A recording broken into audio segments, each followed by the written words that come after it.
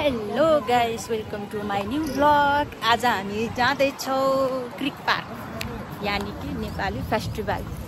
आज फर्स्टचोटि दुबईमा लाग्दैछ है होइन, फर्स्ट टाइम।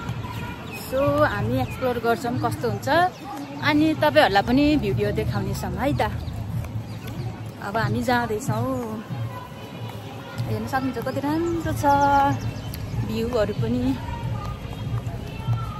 लाइन कति छ आमामा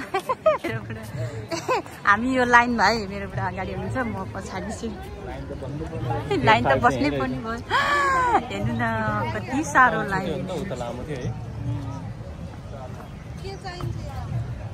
यत्रो छ। अब यहाँबाट यसरी यत्रो कसरी छ नि लाइन, उता धेरै छ नि।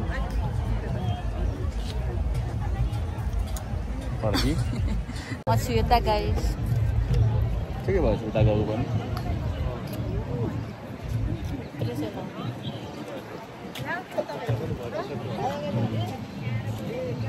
गाइस वेलकम है Crick Park. Welcome Crick Park Nepali festival. Welcome my blog. Subscribe गरिदिनु होला, भनिदिनु न है सबै त। भनी पनि एकदमै कम छ होइन, भएकै छैन मेरो त। हो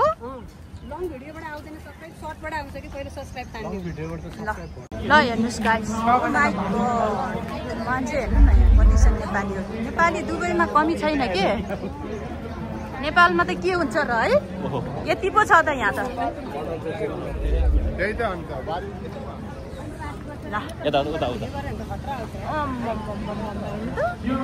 यति धेरै छन् नेपालीहरू दुबईमा। त्यसै रित्तिन्छ त नेपाल, त्यसै रित्तिन्छ। हेर्नुहोस्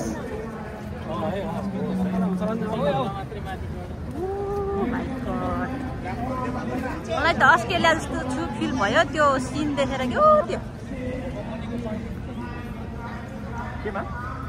अघि ऊ त्यो देखेर के होइन, अस्ट्रेलियाको जस्तो यो नयाँ कम्पनी छ है मान्छेहरू।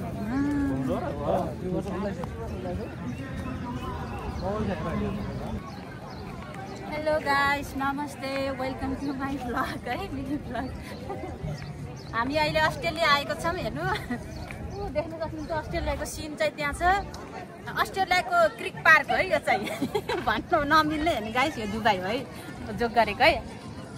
अनि आज यहाँ चाहिँ नेपाली फेस्टिभल लागेको छ, त्यही भएर हामी नेपाली धेरै नेपाली छ हामी, एकदम धेरै। मैले तपाईँलाई सबै फुल देखाउँदैछु। सो अनि क्यामराम्यान चाहिँ मेरो हस्बेन्ड हुनुहुन्छ है। कति रमाइलो हेर्नु, हेर्नु मैले कस्तो देखेको साथीहरू। साडी लगाएर आएको छु मैले आज है।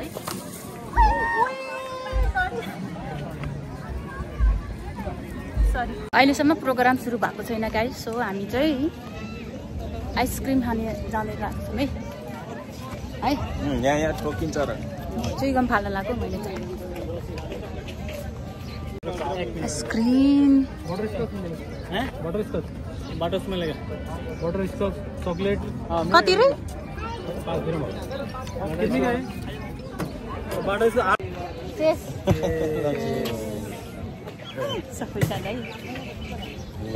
सांस्कृतिक प्रस्तुति पनि रहेको छ र यो कार्यक्रम सञ्चालन गर्नुको लागि एकदमै लोकप्रिय एनसीसी युए का सांस्कृतिक विभाग संयोजक कमलजन कार्कीलाई अबको कार्यक्रम सञ्चालनका लागि मञ्चमा आमन्त्रण गर्दछु। कमल भाइ ताली बजाऊ।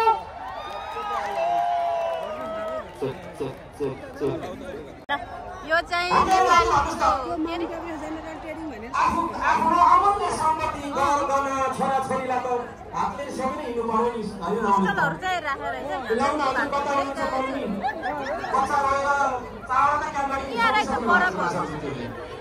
जाम न, यसरी हेर्दै हेर्दै जाम न है। इङ्ग्लिसमा पढ्नु होला, इङ्ग्लिसमा भन्नुहुन्छ भाषा चाहिँ त्यो। Ladies and gentlemen, the small lady, girl child, is with our volunteer here. The child is sleeping.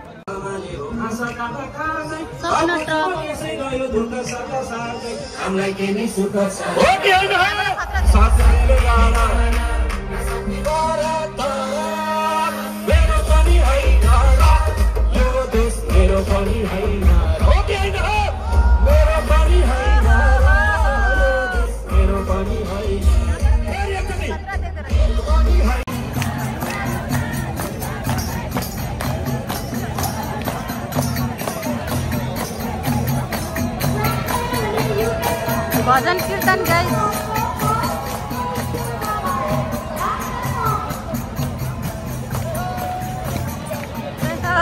सही हो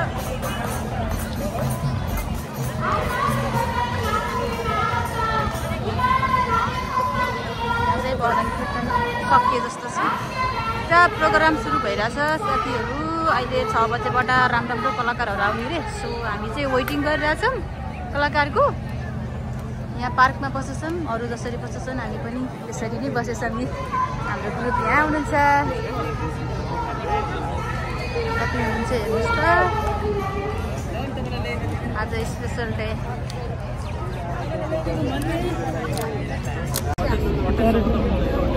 आज hello welcome back to our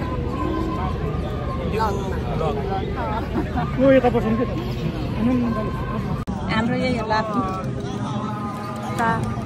बुढा राई दिदी अनि म चाहिँ कता छु यता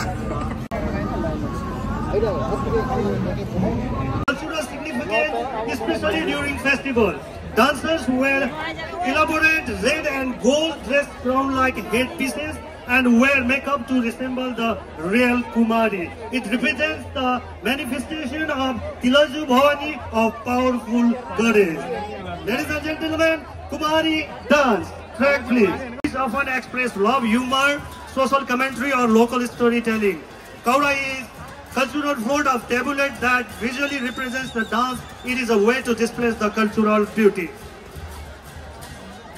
Tamang Samaj UAE, representing the indigenous Tamang community, Lasso Fafula. Tamang is one of the largest and culturally rich indigenous ethnic group of Nepal, residing in the hilly region of Nepal. They make up to 5% of the total population. They have deep musical, traditional, their signature instruments are Tungna and Dampu. Dampu Jaki. Dampu Jaki is a cultural representation of the Dampu traditional drum and visual symbol of Tamang community.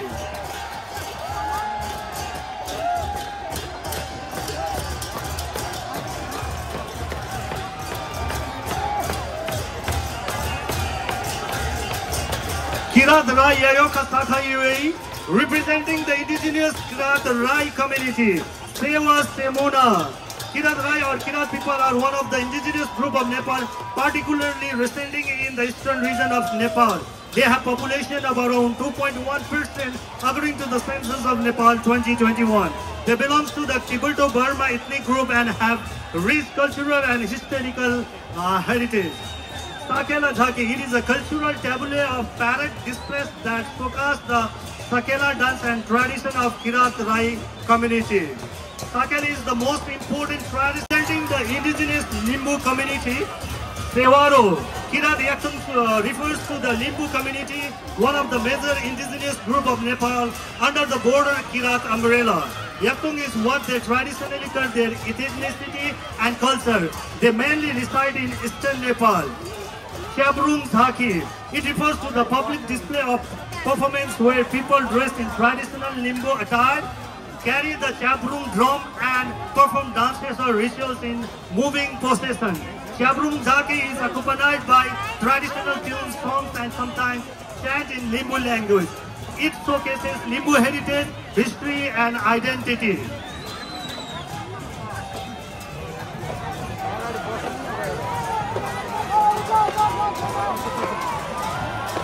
Tamang Samaj UAE, representing the indigenous Tamang community, Lasso Fafulla.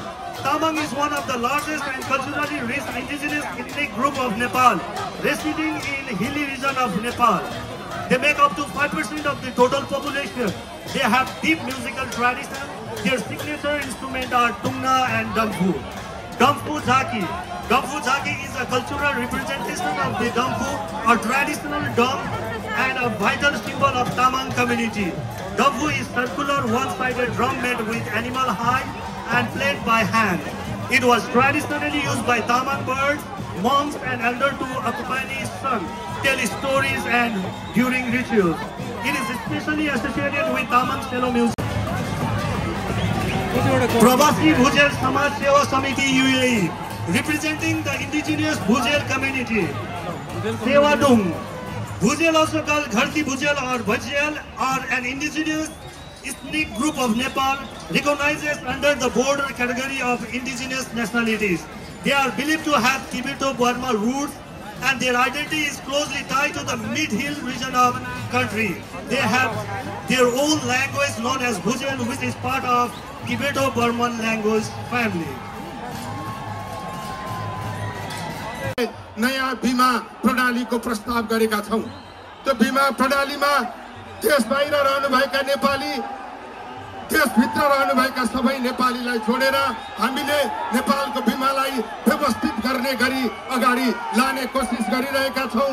त्यसमा यहाँहरू सबैको सहयोगका निम्ति म विनम्रतापूर्वक अनुरोध गर्न चाहन्छु। नेपाललाई हामी सबैले मिलेर बनाउन जरुरी छ। कयौं कमी कमजोरी र समस्याहरू छन्, त्यसलाई सुधारेर अगाडि बढ्न जरुरी छ। दुबईमा यहाँको बसाई पक्कै पनि केही कठिनाई युक्त हुन सक्छ, तर नेपालीको एकताले त्यसलाई सहज बनाउनेछ। यही अनुरोध गर्दै यहाँहरूको सम्पूर्ण सफलताको निम्ति शुभकामना व्यक्त गर्न चाहन्छु।